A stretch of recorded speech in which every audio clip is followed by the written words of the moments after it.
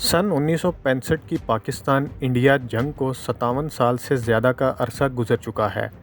یہ جنگ جہاں پاکستان کی تاریخ کا ایک درخشاں باب سمجھا جاتا ہے، وہیں کچھ ایسے شواہد بھی ملتے ہیں کہ معاملات وہ نہیں تھے جو بیان کیے جاتے ہیں۔ بظاہر یہ جنگ 6 ستمبر 1965 کو شروع ہوئی جب انڈیا نے پاکستان پر حملہ کرنے کے لیے بین الاقوامی سرحد عبور کی، مگر یہ جنگ 26 اپریل 1965 کو ہی شروع ہو چکی تھی جب پاکستانی فوج نے رن کچھ کے علاقے میں کنجر کوٹ اور بیار بیٹ کے علاقے پر قبضہ کیا تھا۔ چند روز بعد برطانوی وزیر اعظم ہیرلڈ ولسن نے دونوں حکومتوں کے مابین مفاہمت کروانے کے لیے اپنی خدمات پیش کیں، چنانچہ 30 جون 1965 کو دونوں ممالک نے جنگ بندی کے ایک معاہدے پر دستخط کر دیے اور یہ معاملہ ایک بین الاقوامی ٹریبونل کے سپرد کر دیا گیا۔ جولائی 1965 میں پاکستان کے زیر انتظام کشمیر اور پاکستان کی مسلح افواج نے انڈیا کے زیر انتظام کشمیر کو انڈیا سے آزاد کروانے کے لیے ایک گوریلا آپریشن شروع کیا جسے آپریشن جبرالٹر کا نام دیا گیا۔ اس آپریشن کی منصوبہ بندی ایوب خان کی ہدایت پر 12 ڈویژن کے general officer commanding general Akhtar Hussain Malik نے کی تھی، جبکہ اسے وزیر خارجہ ذوالفقار علی بھٹو اور سیکرٹری خارجہ عزیز احمد کی تائید بھی حاصل تھی۔ آپریشن جبرالٹر کی ذمہ داری مسلم فاتحین سے موسوم طارق، قاسم، خالد، صلاح الدین اور غزنوی نام کے 5 دستوں کے سپرد کی گئی تھی۔ اس آپریشن کی مدد کے لیے ایک اضافی آپریشن بھی تشکیل دیا گیا تھا جس کا نام نصرت تھا۔ یہ تمام دستے 24 جولائی 1965 کو اپنے اپنے محاذوں پر روانہ ہوئے اور 28 جولائی کو اپنی اپنی منزل پر پہنچ گئے، مگر اس کے بعد جو کچھ ہوا وہ پاکستان بالخصوص کشمیر کی تاریخ کا المناک باب ہے۔ یہ تمام دستے اپنے مشن میں بری طرح ناکام ہوئے اور سوائے غزنوی کے جس نے بڈھل اور اس کے ملحقہ علاقوں پر اپنا قبضہ قائم کر لیا تھا اور جسے مقامی آبادی کی حمایت بھی حاصل تھی، تمام کا تمام آپریشن جبرالٹر منتشر ہو کر دم توڑ گیا۔ پاکستان کی فوجی قیادت نے آپریشن جبرالٹر کی ناکامی کے بعد آپریشن گرینڈ سلام شروع کیا، جس کا مقصد انڈیا کے زیر انتظام کشمیر میں متعین انڈین فوج کی سپلائی لائن کاٹنے کی غرض سے ریل کے واحد رابطے کو منقطع کرنے کے لیے اخنور پر قبضہ کرنا تھا، مگر یہ آپریشن بھی وقت کے موزوں انتخاب نہ ہونے کی وجہ سے ناکامی سے دوچار ہوا۔ 25 اگست کو انڈین فوج نے دانا کے مقام پر قبضہ کر لیا۔ اب انڈین فوج مظفر آباد کے قریب تھی۔ پھر 28 اگست کو انڈین فوج نے درہ حاجی پیر پر قبضہ کیا۔ اس وقت آرمی چیف جنرل موسیٰ کا پیمانہ صبر لبریز ہو گیا اور وہ انتہائی کرب کے عالم میں وزیر خارجہ ذوالفقار علی بھٹو کے پاس پہنچے اور کہا کہ میرے جوانوں کے پاس لڑنے کے لیے پتھروں کے سوا کچھ بھی نہیں ہے۔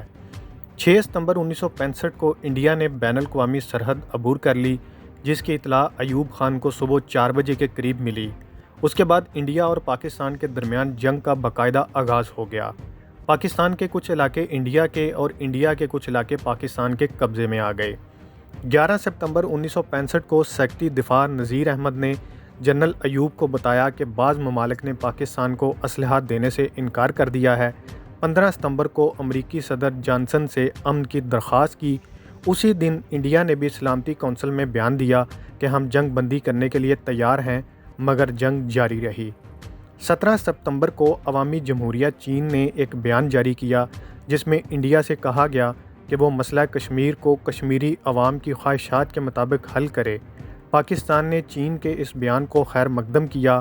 یہ وہ وقت تھا جب مغربی طاقتوں نے پاکستان پر دباؤ ڈالنا شروع کیا کہ وہ جنگ بندی کا سمجھوتہ قبول کر لے۔ چنانچہ 19 اور 20 ستمبر 1965 کی درمیانی شب صدر ایوب خان پشاور سے ایک طیارے کے ذریعے بیجنگ پہنچے اور اگلی شب واپس آ گئے۔ ایوب خان کے اس دورے کو مکمل طور پر خفیہ رکھا گیا اور پاکستان میں بہت کم لوگوں کو اس بات کا علم ہو سکا۔ ایوان صدر میں روزمرہ کے معمول کو سختی سے برقرار رکھا گیا۔ ایوب خان کے لیے صبح کی چائے لے جانے والا اسی طرح برتن سجا کر ان کے کمرے تک لے گیا اور خالی ٹرے واپس لایا۔ ایوان صدر کے سیکیورٹی گارڈ کو بھی یہ شائبہ تک نہ ہوا کہ ایوب خان اندر موجود نہیں ہیں۔ اس دورے میں ذوالفقار علی بھٹو ایوب خان کے ہمراہ تھے۔ دونوں نے چو این لائی اور مارشل چن زی کے ساتھ 2 طویل ملاقاتیں کی۔ بات چیت کے اختتام تک یہ واضح ہو چکا تھا کہ اگر پاکستان چین کی مکمل حمایت چاہتا ہے تو اسے ایک طویل جنگ کے لیے تیار ہو جانا چاہیے، جس میں لاہور اور بعض دیگر شہر دشمن کے قبضے میں بھی جا سکتے ہیں۔ پاکستانی حکام ایک طویل جنگ لڑنے کے لیے آمادہ نہیں تھے۔ بری اور فضائی افواج کے سربراہان بھی جنگ بندی کے خواہاں تھے، کیونکہ ان کی طاقت دن بدن گھٹتی جا رہی تھی۔ جنرل موسیٰ اسلحہ اور اضافی پرزوں کی شدید قلت کی بنیاد پر حوصلہ ہارے ہوئے تھے، اور ایئر مارشل نور خان طیاروں کی روز بروز گھٹتی ہوئی تعداد سے دل برداشتہ تھے۔ ہر فضائی جھڑپ کے بعد پاکستان کی فضائیہ کے 2-1 طیارے کم ہو جاتے تھے، چنانچہ پاکستان کو چین کے مشوروں کو نظر انداز کرنا پڑا، اور وہی ہوا جو امریکہ اور روس چاہتے تھے۔ اگلے دن 20 ستمبر 1965 کو سلامتی کونسل نے ایک قرارداد منظور کی، جس میں پاکستان اور انڈیا کو حکم دیا گیا تھا کہ وہ 22 اور 23 ستمبر کے درمیانی شب جنگ بندی کر دیں۔ اس مرحلے پر پاکستان نے وزیر خارجہ جناب ذوالفقار علی بھٹو کو سلامتی کونسل میں پاکستان کی نمائندگی کے لیے روانہ کیا، تاکہ وہ سلامتی کونسل کے سامنے پاکستان کا موقف بیان کر سکیں اور اقوام متحدہ کو باور کروائیں کہ مسئلہ کشمیر کا حل تلاش کیے بغیر جنگ کا خاتمہ ممکن نہیں۔ ذوالفقار علی بھٹو 22 ستمبر کو نیو یارک پہنچتے ہی فوراً اقوام متحدہ کے ہیڈ کوارٹر پہنچے، جہاں سلامتی کونسل کا اجلاس جاری تھا۔ اس موقع پر ذوالفقار بھٹو نے بڑی پر اثر تقریر کی۔ انہوں نے اپنی تقریر میں کہا کہ پاکستان پر ایک بڑے ملک نے حملہ کیا ہے، اور اس وقت ہم اپنی بقا کی جنگ لڑ رہے ہیں۔ انہوں نے اعلان کیا کہ اپنی بقا کی خاطر اگر ہمیں انڈیا سے 1000 سال تک لڑنا پڑا تو ہم لڑیں گے۔ ابھی ان کی تقریر جاری تھی کہ اسی دوران انہیں صدر ایوب خان کا ایک تار لا کر دیا گیا۔ اس تار میں صدر ایوب خان نے اقوام متحدہ کی جنگ بندی کی قرارداد منظور کرنے پر آمادگی کا اظہار کیا تھا۔ ذوالفقار علی بھٹو نے اس تار کے مندرجات سلامتی کونسل کے ارکان کو پڑھ کر سنائے اور کہا کہ ان کا ملک جنگ بندی کرنے پر آمادہ ہو گیا ہے، لیکن اس کے باوجود اقوام متحدہ کو مسئلہ کشمیر کا حل تلاش کرنا پڑے گا، ورنہ پاکستان اقوام متحدہ سے الگ ہو جائے گا۔ اس جنگ کے دوران ہی سوویت یونین نے پاکستان اور انڈیا دونوں کو ایک پرامن معاہدے کا بندوبست کرنے کے لیے اپنی خدمات پیش کی۔ نومبر 1965 میں انڈین وزیر اعظم لال بہادر شاستری نے اعلان کیا کہ وہ پاکستان کے ساتھ بات چیت کرنے کے لیے سوویت یونین جانے کے لیے تیار ہیں، لیکن وہ کشمیر کے مسئلے کے علاوہ پاکستان اور انڈیا کے درمیان ہر نوع کے مسائل پر بات چیت کرنے کے لیے تیار ہیں۔ ادھر پاکستانی وزیر خارجہ ذوالفقار علی بھٹو بھی ماسکو پہنچے، اور انہوں نے کہا کہ اگرچہ شاستری کا بیان مثبت نہیں ہے، تاہم اس بیان میں مذاکرات پر آمادگی کا عنصر پایا جاتا ہے۔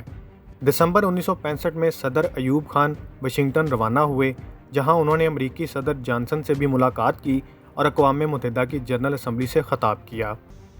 ایوب خان نے امریکی صدر جانسن کو باور کرانے کی کوشش کی کہ برصغیر کے معاملات میں سوویت یونین کو فیصلہ کن کردار ادا کرنے کی اجازت دینا غیر دانشمندانہ فیصلہ ہوگا، مگر امریکہ اور ان کے مغربی اتحادیوں کا خیال تھا کہ صرف سوویت یونین ہی عالمی سطح پر کسی ایسی مہاجرائی کو روک سکتا ہے جس میں چین اور پاکستان ایک جانب ہوں اور سوویت یونین اور انڈیا دوسری جانب۔ امریکہ نے پاکستان کو یہ بھی باور کرایا کہ امریکہ ویتنام کی جنگ میں بری طرح الجھا ہوا ہے، اور وہ سمجھتا ہے کہ چین کو برصغیر کے معاملات میں ملوث کرنا خطرے کا باعث ہو سکتا ہے۔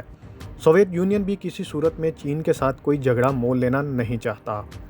ان دونوں عوامل نے سوویت یونین کو انڈیا اور پاکستان کے درمیان موزوں ترین ثالث بنا دیا۔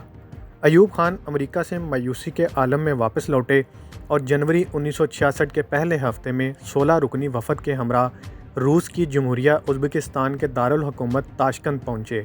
ان کے وفد میں وزیر خارجہ ذوالفقار علی بھٹو، وزیر اطلاعات و نشریات خواجہ شہاب الدین اور وزیر تجارت غلام فروخ کے علاوہ اعلیٰ سول اور فوجی حکام بھی شامل تھے۔ پاکستان اور انڈیا کے یہ تاریخی مذاکرات، جن میں سوویت یونین نے ثالث کے فرائض انجام دیے، 7 دن تک جاری رہے۔ اس دوران کئی مرتبہ مذاکرات تعطل کا شکار ہوئے، کیونکہ انڈیا کے وزیر اعظم شاستری نے ان مذاکرات میں کشمیر کا ذکر شامل کرنے سے انکار کر دیا تھا۔ ان کے نزدیک یہ مسئلہ طے شدہ تھا، اور یہ مذاکرات صرف ان مسائل کو حل کرنے کے لیے ہو رہے تھے جو حالیہ جنگ سے پیدا ہوئے تھے۔ پاکستانی وفد کا خیال تھا کہ ایسے حالات میں یہ مذاکرات بے مقصد ہوں گے اور پاکستانی وفد کو کوئی معاہدہ کیے بغیر واپس لوٹ جانا چاہیے۔ مگر مذاکرات کے آخری ایام میں سوویت وزیر اعظم کوسیجین نے صدر ایوب خان سے مسلسل کئی ملاقاتیں کی اور انہیں انڈیا کے ساتھ کسی نہ کسی سمجھوتے پر پہنچنے پر رضامند کر لیا۔ یوں 10 جنوری 1966 کو صدر ایوب خان اور وزیر اعظم شاستری نے معاہدہ تاشکنت پر اپنے دستخط ثبت کر دیے۔ اس معاہدے کے تحت طے پایا کہ دونوں ممالک کی مسلح افواج اگلے 1.5 ماہ میں 5 اگست 1965 سے پہلے والی پوزیشن پر واپس چلی جائیں گی اور دونوں ممالک مسئلہ کشمیر کو اقوام متحدہ کے منشور پر پابند رہتے ہوئے باہمی مذاکرات کی بنیاد پر حل کریں گے۔ معاہدہ تاشکنت پر دستخط صدر ایوب خان کی سیاسی زندگی کا سب سے غلط فیصلہ ثابت ہوا۔